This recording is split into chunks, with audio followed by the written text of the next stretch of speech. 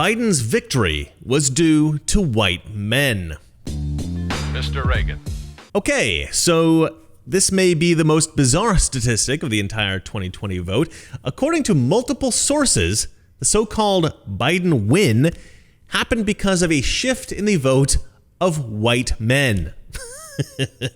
This is hilariously suspicious.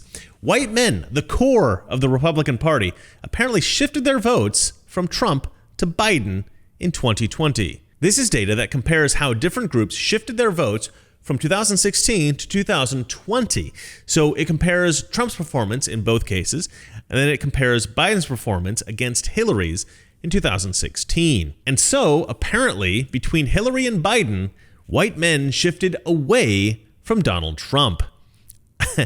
I mean, Hillary was probably the most repugnant candidate in history, with her revoltingly shrill voice and her utterly smug attitude. But still, I'm not sure she was worse than Biden. I mean, in 2016, at least people were excited to vote for a woman. Feminists and those annoying people who wanted to vote for a historic candidate and all that. Biden had none of those things going for him. Literally, no one was excited to vote for Joe Biden. And I can't tell you the number of men of all colors who told me that they'd been red-pilled between 2016 and 2020. It was astonishing. I mean, how many 2016 voters did you hear about who shifted away from Trump in 2020? I never heard of any. I mean, this just doesn't make any sense. Now, the funny thing about this is that I found these statistics and articles almost exclusively on left-wing media sites. Conservative news has yet to discover this, I guess. So, in a way, I guess I'm breaking news here on Mr. Reagan, for conservatives anyway. But even amongst these leftist sites, the data is pretty hard to find. They're looking at it as a sort of curiosity, and I don't think they recognize how unbelievably suspicious this looks. Now, take all this with a grain of salt, because this is data from a CNN exit poll, and I don't trust polls at all anymore. And full disclosure, according to the New York Times polling, white people voted in precisely the same percentages as 2016. Trump got 58% of the white vote in 2016 and again in 2020. The CNN 2016 polls put Trump's white vote at 57%, which would mean he gained even amongst white voters this year. But Trump must have lost voters in some categories, right? I mean, he did lose the election after all, or so we've been told. Look, the reason that I felt that it was worth creating a video about this data is that the data is actually indirectly supported by other data that shows massive increases in support for Trump amongst Black, Asian, Hispanic, and gay Americans. And if this is true, then who's left? It has to be white Americans, right? And according to CNN, specifically white men. I mean, according to this CNN data, Biden even lost support amongst women. I mean, WTF. Now, we'll get into all of this in detail in one moment. First, I have to sell you something. So, the results are in, and so is the fallout. It was never going to be pleasant, whatever happened, and nobody knows how bad this is going to get. If you've followed us for a while now, you've heard about Noble Gold and their survival packs. Thousands of families have bought these as a safeguard in case it gets even rougher out there. These are carefully selected packs of silver and gold coins for emergency situations to barter with and use instead of cash. A year ago, you might have thought these kinds of precautions were a bit over the top, but now, I mean, it's up to you, of course, but I'd feel a lot happier with some real money around in case I can't access any cash for a while. And if you find you don't need them, you can just sell them when things go back to normal. Insurance with money back. Perfect. So go to noblegoldinvestments.com and have a look at the packs, or you can call 877-646-5347. So as I said, Donald Trump gained votes amongst every major minority group. White women, black women, Hispanic women, Asian women, black men, Hispanic men, Asian men, gays, lesbians, every minority. The only group that Trump lost votes in, according to CNN, were white men. Now, as I said before, there is different exit polling that can be found from various sources, and they all give slightly different results. And the polling from the New York Times indicates that Trump did indeed gain votes amongst white men as well. So if Trump gained votes among every major demographic group, how could he possibly have lost the election? Well, I found another fascinating chart here. This is from a website called the American Communities Project. This chart shows the various political shifts amongst various demographic groups. And if this chart is accurate, it points to some very specific places that we could look at for potential vote tampering.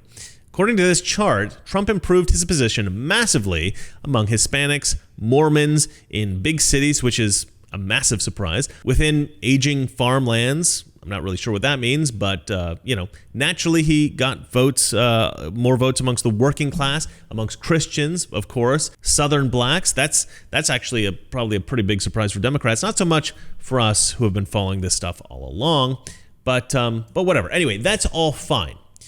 But what's really baffling is that Trump apparently lost support among the affluent Americans in what's called the exurbs, which are, I guess, the sort of farmlands outside the suburbs where people with like mansions and Land Rovers live. I could maybe see that, but the percent change amongst these voters is a whopping 5.9%. And that seems a little bit odd because from about age 13 to age 18, I lived in this kind of area. My parents are basically these people. And I know these people. This doesn't make any sense. There are leftists within this demographic, certainly, but most of these folks are solid Republican, and I'm supposed to believe that they all shifted to Biden this year. I don't think so. But there are three other categories that are even worse. These categories make no sense at all. The first category is rural middle America. Really? You're talking about good old boys. You're talking about flyover country, deplorables. You're talking about Trump's base here. These folks suddenly shifted toward Biden? Ha! That is just laughable. Not a flipping chance. And now we come to the two groups that are the most absurd. First, the data shows that old people shifted toward Biden. Old people. Really? Okay. Well, you know what? This is actually one of the primary ways that we predicted that the left might try to steal the vote. I warned about this in a previous video. And let me just say this. The only way that old people shifted their vote to Biden is if massive numbers of their votes got lost, or if a bunch of their votes magically changed from Trump to Biden, or if a bunch of them died and their votes still somehow managed to get filled out for Joe Biden. Those are the only scenarios I can imagine Biden getting a shift of 1.7% more old people votes than 2016. And finally, we have the ultimate BS shift, the military. According to this chart, military voters shifted toward Biden, get this, 5.4%. That is just laughable. I would accept maybe some military shifted toward Biden for some reason, but 5.4%. Now, let me tell you why this shift is so ridiculous. First of all, okay, you know why it's ridiculous, obviously. Secondly, military folks tend to vote by mail-in ballot every year. They're used to it. You might be able to convincingly explain some of the other voting shifts by the ease of mail-in voting. But the military have always mailed in their ballots. I mean, even if for some bizarre reason a bunch of new military guys voted this year, you're telling me that all these new military voters were Biden supporters? I mean, unless the military has drastically shifted from Republican to Democrat, or a bunch of new Democrat military folks were suddenly inspired to vote this year, I don't see how this is possible.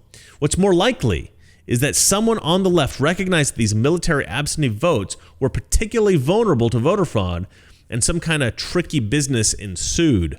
That's my take. Well, anyway, the point that I'm making in this video is simply this. If you believe that there has been fraud and you're interested in investigating it, these are a few curious statistics that might point you in the right direction. Now, they don't prove anything, but they're curious enough, I think, to warrant looking into them. Well, that's it for me. And remember, it's not that our liberal friends are ignorant. It's just they'll do anything to keep Trump out of office. Good night. We're at war with the most dangerous enemy that has ever faced mankind in his long climb from the swamp to the stars. And it's been said if we lose that war, and in so doing lose this way of freedom of ours, history will record with the greatest astonishment that those who had the most to lose did the least to prevent its happening.